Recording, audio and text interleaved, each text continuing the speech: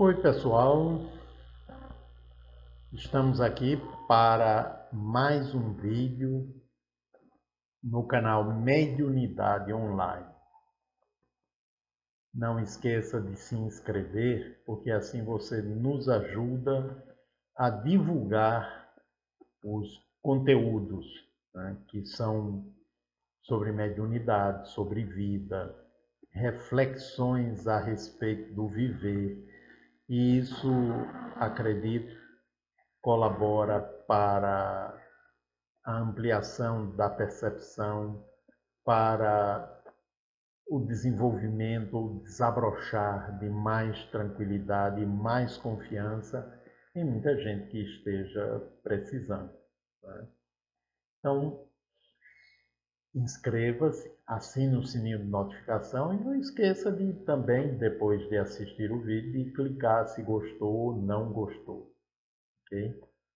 Bom, eu estava no último vídeo falando a respeito do que se pode aprender do ponto de vista prático numa atividade mediúnica. E, óbvio, falei somente alguns itens, né, de aprendizado que podemos realizar participando desse tipo de atividade. Mas eu estava refletindo sobre isso, né, e lembrei de algo que é muito importante. Se costuma dizer que nós vivemos muito mais ilusões do que realidades. Que a vida que nós vivemos individualmente e coletivamente é uma ilusão que, através da nossa mente, das nossas crenças, nós criamos. Na atividade mediúnica, a gente vê isso com muito mais propriedade. Por exemplo, aqui no mundo físico, se nós quisermos atuar sobre a matéria, nós vamos precisar de instrumentação, ou tem que ser uma matéria que possibilite a modelagem, como, por exemplo, a argila, né, que o escultor ele modela, ele dá forma, mas tem que ser argila úmida, porque ela seca não dá para fazer muita coisa. O escultor ele precisa do martelinho e do cinzel para ir retirando o excesso que tem naquela pedra, naquela madeira, até surgir a imagem que ele já conseguia visualizar naquela peça. Ele vai retirando o excesso até que surge, né? Ou uma casa, um prédio, uma estrutura que foi mentalizada, visualizada pelo arquiteto e se transformou num projeto, né, que os engenheiros, os mestres de obra, os pedreiros, os serventes vão edificando até que ela surja completa. Então, nós precisamos de uma matéria que possibilite nossa ação sobre ela ou instrumentos para que consigamos trabalhar. E dá um trabalho enorme, não é? Não é uma coisa fácil. Vou fazer uma estátua, pá, a estátua aparece. De jeito nenhum. Né? Vai eu fazer uma estátua e eu invento de querer tirar o excesso, talvez só não fique nada da pedra ou da madeira. Né? Porque, obviamente, eu não tenho habilidade, não treinei, né? Não fui treinado para isso. Tem gente que já nasce vocacionado e depois só recebe ajuda para que a vocação ela desabroche, ela venha à tona. Então aqui no plano físico funciona dessa forma, né? E isso tanto é verdade quanto ao que é concreto, como ao que é abstrato, né? Então, quantas coisas que a gente acredita e são só convenções humanas, né? Quantas pessoas acreditam que não podem sair à rua sem uma roupa de marca, senão não serão respeitadas? Quanta gente acredita que para serem alguém precisam ter um diploma? Eu não estou aqui retirando a importância da instrução, da qualificação. Não, não estou. Mas para você ser alguém, você não precisa realmente de um diploma. Para você se tornar um profissional, né, um advogado, um assistente social, né, um técnico em informática, um técnico em edificações, né, ou o que seja, você precisa ser treinado. Do treinamento, você precisa de um conhecimento teórico e você precisa da vivência na prática até que você tenha a habilidade e possa assumir sozinho aquela tarefa. Então vai por aí, né? Isso é habilidade, você conquistar a habilidade, mas ser alguém, você é já. Tem ou não tem um diploma, você já é alguém. Você é um ser respeitável. Você é uma consciência com atributos, com sentimentos, né, com muita coisa boa e com muita picuinha também, como eu e o resto da humanidade. É porque a gente tem de tudo, né? Até que a gente vá aprendendo a limpar o campo mental. E aí o comportamento, os relacionamentos vão melhorando. Mas na atividade mediúnica, a gente percebe o quanto isso é real, né? E antes de entrar nisso, eu ainda gostaria de falar um pouco sobre um dizer comum, né, que acarreta sofrimento, ou se fala sobre isso porque já se está sofrendo, né? Que é a palavra desilusão, né? O pessoal diz, puxa, né, me desiludi com o fulano, me desiludi com a política, me desiludi com o meu time, né? Ou seja, com o que for. O que é desilusão? O que desilusão significa? Significa que eu estava iludido e a ilusão caiu. Caiu. Então, se a ilusão caiu, eu estou mais dentro da realidade. Eu deveria estar contente, mas não. A gente fica aborrecidíssimo quando a ilusão se quebra. Ah, eu quebrou, fulano ou fulana quebrou minha ilusão, né? Eu me desiludi. Ora, você está conhecendo melhor aquela pessoa. E conhecendo-a melhor, você decide se quer ou não ficar com aquela pessoa. Se quer ficar, vai precisar conviver com aquele componente que lhe desagrada, né? Que provocou a sua desilusão, né? Então, quando eu me desiludo, significa que eu estava iludido. Ou seja, eu tinha uma construção mental que não se baseava na realidade. Era uma construção minha, era falsa. E aí caiu por terra. E eu percebi a verdade, né? Então eu estou melhor agora. Eu preciso compreender isso para poder viver melhor me desiludindo. Ou seja, caindo na real, para usar uma gíria. Caindo na real.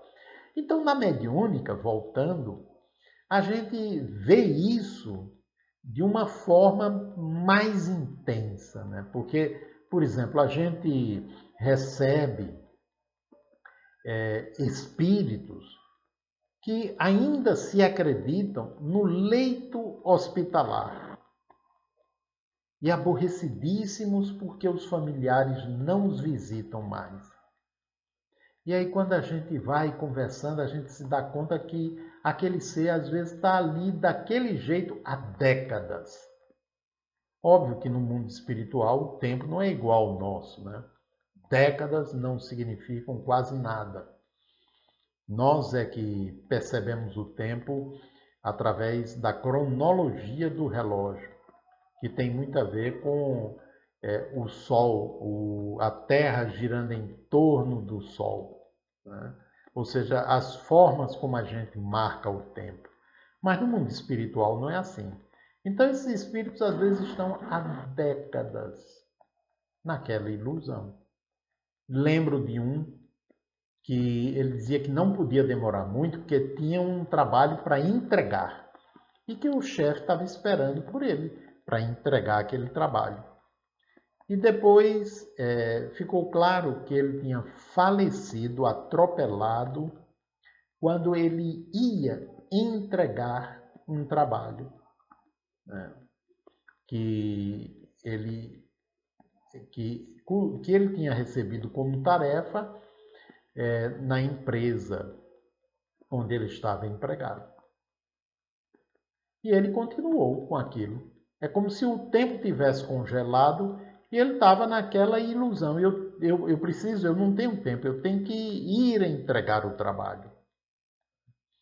E um outro aborrecidíssimo com os familiares, querendo ir embora de casa porque ele estava em casa participando de tudo, mas ninguém falava com ele. Mas por que não falam comigo? Eles me colocaram inteiramente de lado, parece que nem me escutam. E realmente não escutavam, né? Ele faleceu. E quando voltaram do sepultamento, ele voltou com eles. E continuou lá como se estivesse vivo. Ou seja, não negou a realidade de ter morrido, de já não estar mais aqui no plano físico. Ou seres que estão sofrendo, né, porque foram mortos e mantêm-se na revolta. É muita dor, né? Aí vocês podem até estar pensando, mas só tem esse tipo de espírito? Não, não tem. Mas eu estou falando sobre a ilusão. Por que é que eles estão, se mantêm nesse sofrimento? Porque a mente ficou cristalizada naquele momento. E aí eles continuam repetindo aquela situação. É como, por exemplo, a pessoa que se suicidou jogando-se de um prédio. É como se ela ficasse repetindo aquilo no mundo espiritual, como se ela estivesse continuamente caindo do prédio, vivenciando aquela dor, aquele sofrimento por um tempo sem fim. Isso é castigo? Não, absolutamente não. Mas a mente, ela, pelo impacto, ela se cristaliza, fotografa, como se fosse um vídeo que se repete, né, os últimos momentos, pouco antes de se atirar e quando se atirou, e o baque lá embaixo. Então, ela revive aquilo dali. Né? Ou revoltados, né, porque morreram, e por aí afora. Esses, a maioria desses, não tem nem consciência que desencarnaram e sofrem. Então, quanto mais a gente trabalha no sentido da gente ampliar a nossa percepção e a gente começa a desconstruir, após percebê-las, as crenças falsas, né, as ilusões, melhor para a gente. A gente vai viver melhor, de forma mais plena, e a gente vai morrer melhor. Né? A atividade mediúnica ajuda nisso, porque a gente conversa, né, recebe seres espirituais, né, que ainda estão cristalizados, congelados na situação da morte ou no pré-morte, né, naquilo que estavam vivendo antes de morrerem. Quanta gente, por exemplo, no período de carnaval, que morre no período de carnaval É como se estivessem vivendo um eterno carnaval. Aquilo é bom? Não, não é. É um sofrimento, é um desgaste. Muitas vezes vai até a exaustão. Quando chega na exaustão, a pessoa, peraí um pouquinho, né? Minha vida mudou. Começam a se dar conta que não voltam para casa, que é sempre aquilo, como se estivesse num looping. Não para de repetir a mesma coisa. Porque o mundo espiritual, a matéria que compõe o mundo espiritual, é extremamente plástica, moldável. E a mente molda a matéria do mundo espiritual. Então, o sujeito que morreu num leito de hospital, a mente cria o leito e ele parece estar naquela situação indefinidamente.